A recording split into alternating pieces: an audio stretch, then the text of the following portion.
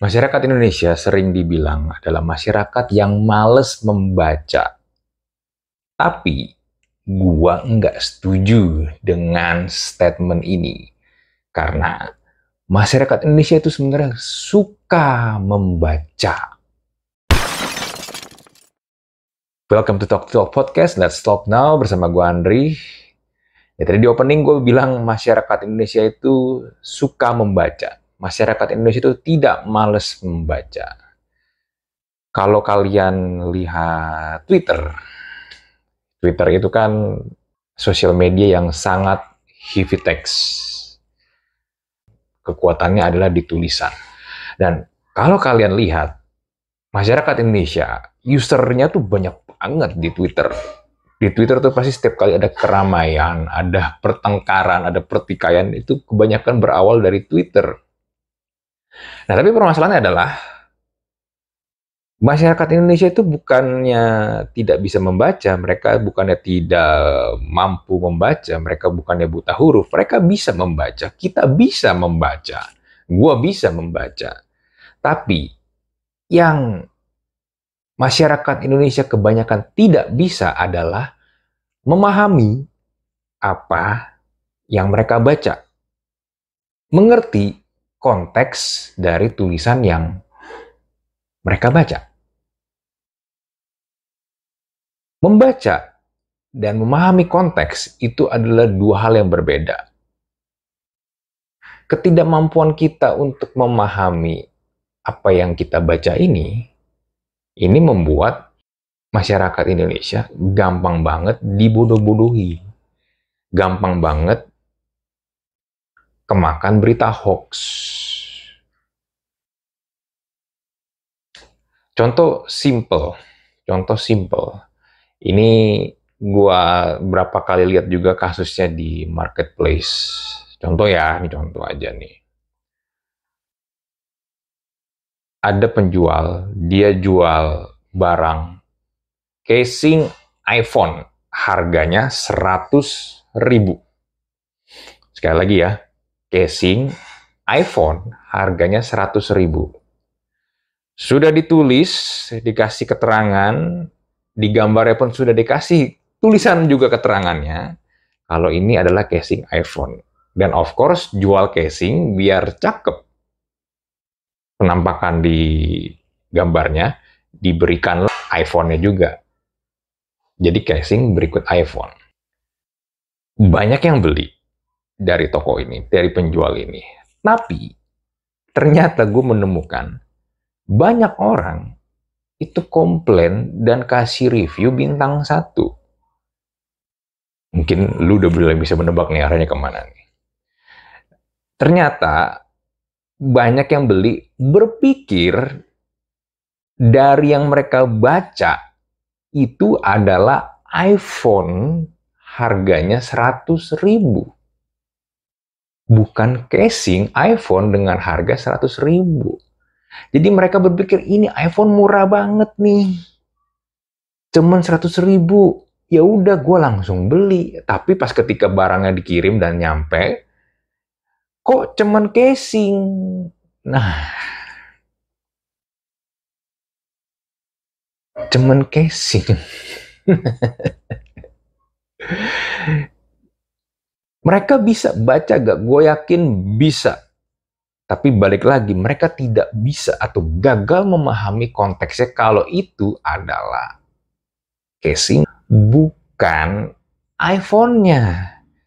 Lagian ya dengan logika dasar kita ya, harusnya kan nggak mungkin dong semurah-murahnya iPhone, apalagi misalnya iPhone terbaru, iPhone 14 ya. Ini kan gue recording iPhone masih yang terbaru iPhone 14. Itu harganya 100.000. Kan nggak mungkin. Tapi karena pemahaman terhadap konteksnya itu gagal, ya jadinya cuma terjadi keributan doang. Penyebabnya menurut gua ada banyak hal, tapi mungkin yang mau gua sorot adalah karena sistem pendidikan kita. Sistem pendidikan kita di mana mulai dari TK, SD, SMP, SMA, even sampai kuliah, kita itu dibiasakan kalau di sekolah baca buku itu untuk menghafal, itu untuk mencari dari bab mana, paragraf berapa yang nanti akan keluar di ujian. Yang penting dihafalkan jawabannya plek ketiplek. Jadinya ketika lulus, banyak masyarakat kita, generasi kita, itu adalah lulusan dengan modal hafalan. Jadi ketika ada sesuatu yang berbeda sedikit dari yang mereka pelajari, itu langsung kacau otaknya, langsung kacau pikirannya. Karena kenapa? Tidak dibiasakan untuk melihat hal-hal yang tidak linear. Ketika kita menghafal, kita diajak untuk belajar berpikir linear, lurus aja nih. Tapi kan ketika lu masuk ke masyarakat, ketika lu bekerja, kan nggak semuanya linear. Nggak semua jalannya bergaris lurus. Makanya, banyak masyarakat kita produknya kayak gitu.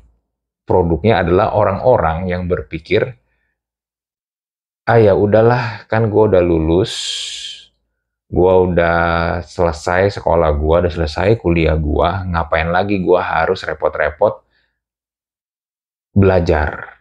Karena gini, ketika kita membaca buku, ini baca buku beneran ya, bukan hanya untuk sekedar menghafal ya. Kita tuh sebenarnya diajak untuk belajar bagaimana berpikir secara terstruktur. Banyak masyarakat kita, di sekeliling gua pun juga banyak, itu kalau berpikir, itu tidak terstruktur. Jadi, kalau ada kejadian-kejadian misalnya ada terjadi penipuan, atau investasi bodong, itu karena kenapa? Itu karena pola pikirnya itu tidak terstruktur. Kayak 5W 1H-nya itu tuh tidak dipakai. Taunya oke, langsung gue mau dapat langsung keuntungan yang berkali-kali lipat, yang bunganya gede banget. Sehingga banyaklah yang termakan seperti itu. Sedangkan kalau misalnya kita dibiasakan untuk membaca dan memahami konteks dari apa yang kita baca, kita dilatih untuk berpikir terstruktur dan juga kritis, bertanya, mempertanyakan. Tapi sayangnya di masyarakat kita dengan sistem pendidikan yang gue kelahiran tahun 80-an dan banyak juga yang kelahiran 80-an dan 90-an masih juga mengenyam pendidikan dengan cara seperti itu, menghafal, yang akhirnya outputnya ya seperti itu. Tapi di case-nya di gua merasa beruntung karena ternyata ketika gue lulus kuliah, gua masih suka membaca. Karena ya memang basically gue suka baca. Dan itu yang mungkin membantu gua untuk tidak terjebak, ikut-ikutan terjebak di literasi yang sangat-sangat wadidaw. Contoh ya misalnya, ini ada buku, ini salah satu buku favorit gua, The Presentation Secrets of Steve Jobs. Ini buku bagus. Bagus kenapa? Karena ini mengajarkan bagaimana caranya untuk presentasi, untuk public speaking, sepowerful Steve Jobs. Ada yang bilang, ah ini kan cuma teori doang. Betul, ini cuma teori doang. Tapi teori-teori ini yang membuat menjadi dasar untuk gua melakukan komunikasi, khususnya untuk public speaking di depan banyak orang. Dan gua sangat terbantu sekali dengan buku-buku yang modelnya seperti ini, itu membuat gua terlatih untuk belajar berpikir terstruktur, konstruktif, dan juga kritis. Nah sekarang pertanyaannya adalah gimana caranya untuk masyarakat kita untuk lepas dari kebodohan literasi ini. Gue jujur gak punya jawaban yang pasti, nggak punya jawaban the magic potion-nya tuh apa. Tapi ya mungkin yang bisa gue sarankan adalah ya mungkin seperti yang gue lakukan. Mulailah membaca buku. Mulailah mengkonsumsi buku-buku yang memang bisa memperkaya, yang melatih otak lu.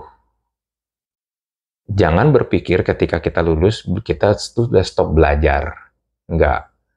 Ketika kita lulus dan kita memutuskan untuk stop belajar, of course otak kita itu hampir tidak menerima hal-hal yang baru. Dan itu buruk untuk otak kita. Karena kenapa? Otak kita itu diciptakan dan untuk terus-terus berkembang untuk menerima hal baru. Nah, ketika otak kita ini stop menerima hal-hal yang baru, believe it or not, disitulah fungsi otak kita tuh pelan-pelan mulai melemah. Dan jangan heran kalau misalnya lu umur masih muda, pelan-pelan lu mulai gampang lupa, lu mulai gampang pikun, dan ujung-ujungnya ntar mengalami Alzheimer dini. Karena kenapa? Otaknya jarang digunakan, jarang dilatih untuk menerima hal yang baru, belajar hal baru.